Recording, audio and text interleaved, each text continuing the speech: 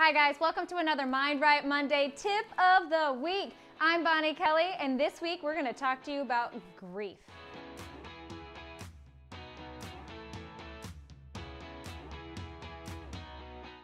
Hi guys, welcome back to another Mind Right Monday tip of the week. I'm Bonnie Kelly, and this week we're talking about good grief.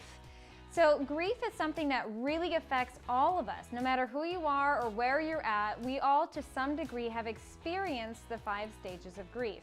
Now grief lasts, for a short time period to could last for years, depending on what it is that you've encountered and how quickly you begin to move through these stages. So the 5 stages of grief are these. 1 is denial. So that's the very, very first step. When we deny that this is even happening, we deny that this is, I'm going through this, that person's gone, I'm denying. The second stage is anger, where we feel that it isn't fair, it's not right, that this shouldn't be happening to me. So, and then from anger, a lot of times we'll move right into step number 3, which is bargaining. And bargaining is where we would be willing to trade our life, or why couldn't it have been me, or please, if you just bring me back that job, or bring me back my house, or bring me back my family, I'll do anything. I'll do whatever it takes. So that's bargaining. And then from there we go into depression, and that's the 4th stage of grief, which is depression. So there we just are feeling it's hopeless, or we feel the weight or the heaviness of the loss of the loved one, or like I said, grief could be grieving a job, or grieving, a breakup, or grieving, a loss of a friendship. Grief isn't limited to the passing or the death of an animal or a friend or a family member. It really can have a wide range of things. Now the 5th and final stage, now this is one of the most important, because if we do not get to this stage and we stay stuck in one of the 4, it can have really detrimental effects. And that fifth and final stage is acceptance. Accepting the loss, or accepting the reality of the new situation. And so we can begin to have peace and move on. So when I was thinking about this, I couldn't help but begin to think about, all right, what would be a really challenging grieving situation for someone to have to endure? And honestly, that really struck straight to my heart when I started thinking about the loss of a child. And so here today we have joining us is a good friend of mine and a Bonnie Kelly team member, is Cassandra Sullivan. So come on, hi Cassie. Hello. So Cassie is joined our team about a year ago, and so tell everybody a little bit about your story. Back in 2008, I gave birth to a beautiful baby boy, Braden, and it so happened that Christmas Eve, I was woken up by my then husband with a panic, something's wrong. And it happened to be that Braden passed away that evening from SIDS. Yeah. Wow. So, could you imagine, the loss of a child, and especially an infant that's so young, to something, as painful as SIDS, is something that I know a lot of mothers out there who may have experienced themselves, or actually know someone who has. So tell me about the 5 stages. So you, that first one is that denial. Did you find yourself going there first? Yes. Immediately, I was like, this is not happening, this didn't happen. I even went to the place they kept him between the time he passed up until we buried him, and was like, okay, maybe he's just not dead yet. Maybe, something's gonna happen and he'll just miraculously awaken. And that obviously didn't happen, but it was. Yeah, so denial's heavy, right? Denial is something we're like, this isn't reality. This can't be happening, especially if, somebody is taken from us instantly, and it's not expected, it's not planned, and it's short-lived. An infant hasn't had an opportunity to really experience life yet. So it's very understandable why that denial stage. And how long do you think it lasted for you? That lasted probably just a couple months. It was that was a short stage for me. Okay, so that following one, so now we have anger, followed by that bargaining and depression. So those 3 stages, people intend to just ebb and flow through those 3. So tell us a little bit about that. So I definitely went into bargaining a little bit after the denial stage. Before I hit any anger or depression, it was, if you just give him back to me, God, if you just, let me have him again, I will do so much better. I will do anything you want. You just let me know. Yeah. Just give him back. So that was a big one. A big bargaining for me was just give him back, and I will do anything it takes to just have him. Yeah. And then from there went to anger, like, why did you do this to me? Have I not been through enough in my life? Why is this happening again? Why did you take him? Yeah. So really angry, that's projected outwards. Did you find yourself being really angry with yourself as well? I did. I was very angry with myself for not doing more. I should have acted better, acted sooner, acted quicker. I really froze up in that time. And so for me, it was just like, well, how could you do this to your son? How could you let your son just go? So I was very angry with myself. Yeah. And so from there, so we bargained, we're angry. Now, what about that fourth stage? Did you suffer from depression at all? Big time. Big time. I suffered a lot from anxiety and depression. About a year after he passed, I was sent by ambulance to the emergency room thinking I was having a major heart attack.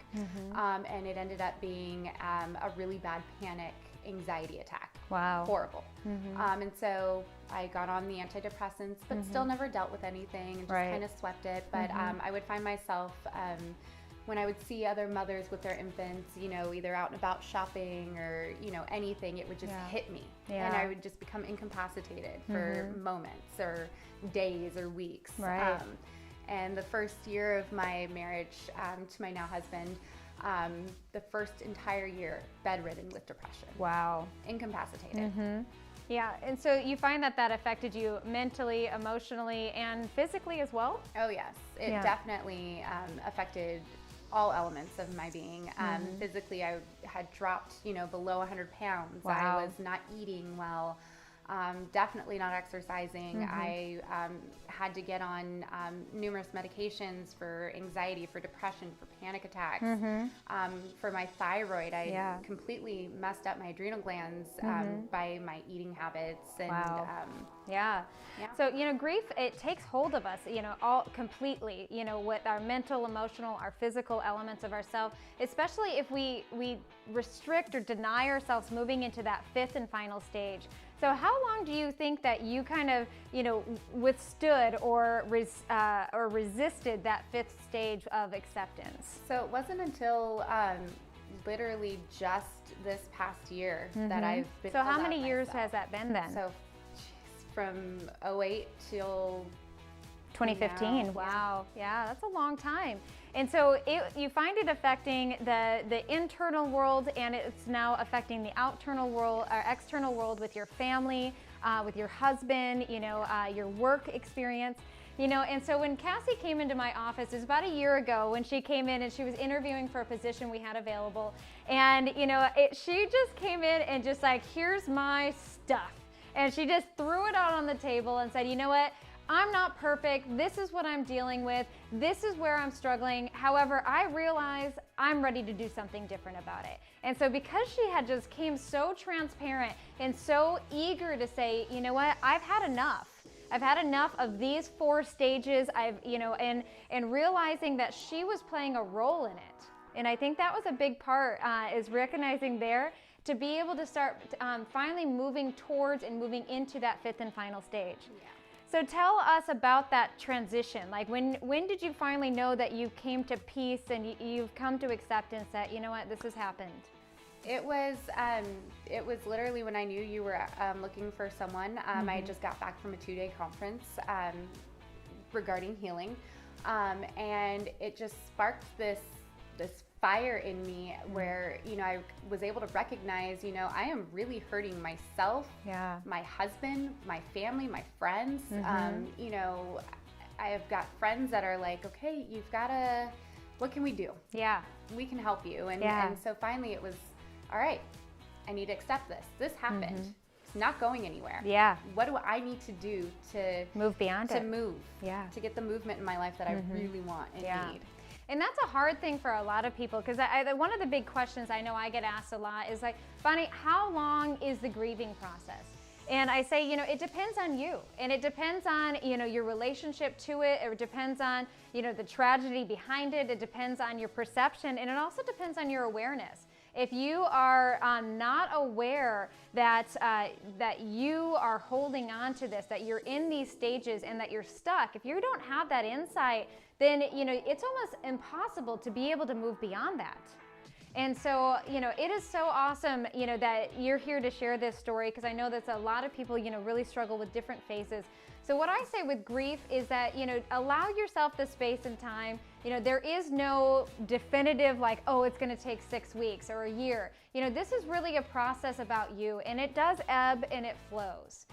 So if you had to give some advice to someone who maybe is in grief right now, what is, one thing that you could offer to them to shift them towards that fifth gear? Yeah, definitely support. Support is huge. And it's something that I didn't seek out in the beginning. Yeah.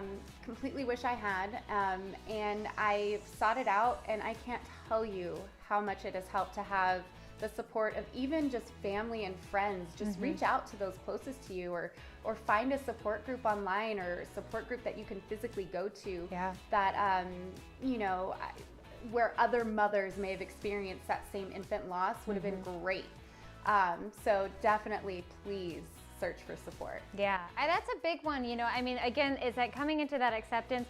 And when you're seeking out that support, it's really not about just, getting stuck in the story. It is really about, okay, I'm struggling with this. What do I need to do? Because I know you had shared that you did a lot of different things, before you found the right combination that worked for you.